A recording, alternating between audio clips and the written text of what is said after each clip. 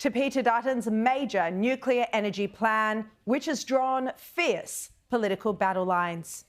As you know by now, Peter Dutton today announced 7 sites for nuclear reactors in Queensland, New South Wales, Victoria, WA and South Australia. Here he was making that announcement. What will happen in Osborne, where Premier Malinauskas signed up to the AUKUS deal?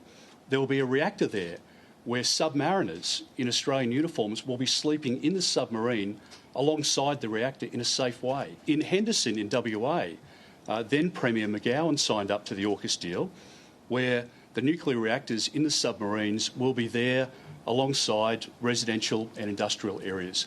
So those premiers have shown a level of pragmatism. Before we signed up to AUKUS, nobody believed that it could happen. Everyone said that the premiers wouldn't agree to it. They did. So we'll work with the premiers because it's in our national interest.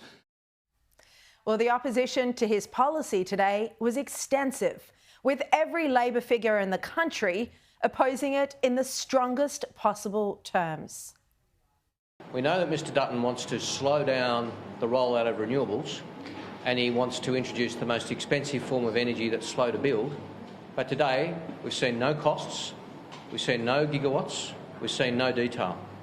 This is a joke. It is the worst combination of economic and ideological stupidity.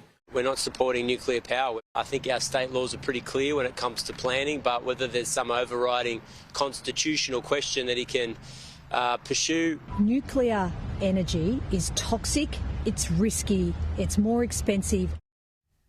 The announcement was always going to be controversial, and there will be a massive scare campaign from Labor, no question. I'm sort of staggered that we haven't heard Eamon talk about three-headed fish and The Simpsons and Springfield and all the other things that you're going to see a lot of over the next little while, because we're going to have the mother of all scare campaigns that is played out before us over the next little while. And the scare campaign kicked off today. Just like with Mediscare, this emotional fear campaign could well be very effective. But what do these Labor politicians say about the 32 countries internationally which already rely on nuclear energy? Nuclear is a successful part of the energy mix in Canada, Mexico, the USA, Argentina, Brazil, Belgium, Finland, France, Spain, Sweden, Switzerland, the UK, the list goes on. Sky News reporter Annalise Nielsen visited Canada's nuclear reactor sites to see their model, and it's said to be close to the one that Dutton is pursuing. Nuclear power has been operating safely in Canada since the 1960s. The province of Ontario has 3 nuclear facilities that generates around 60% of the energy here, and is often held up as the model to export to Australia. But Peter Dutton left himself open to attack today by refusing to detail the cost of this policy, at least at the moment. It unquestionably will be expensive. But then so is the renewable energy transition. There are also remaining questions about nuclear waste. Now, it was Anthony Albanese himself, as part of Kevin Rudd's team in opposition, who campaigned against nuclear in 2007. At the time, Ziggy Switkowski recommended to John Howard, who was the PM, that Australia consider nuclear as part of its action to curb emissions. Well, John Howard, facing a loss at the 2007 election, dropped the policy. But before that, there were TV ads, campaign posters, just like this advert from August 2007. John Howard says a nuclear industry is a solution to climate change. But he won't say where the reactor should go. He refuses to talk about a list of possible sites for reactors that includes Rockhampton, Bundaberg, Mackay, Townsville, the Sunshine Coast, even Bribie Island. Queensland.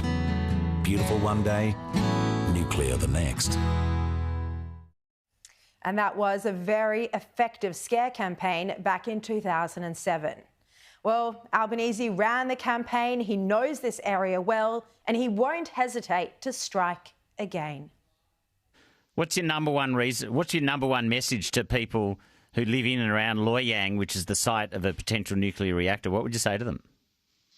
That a nuclear reactor is 15 years away and will drive up power prices, lead to more energy insecurity, and lead to less jobs being created. Every economic analysis says it doesn't stack up, and that's why it's extraordinary that they continue to go down this track.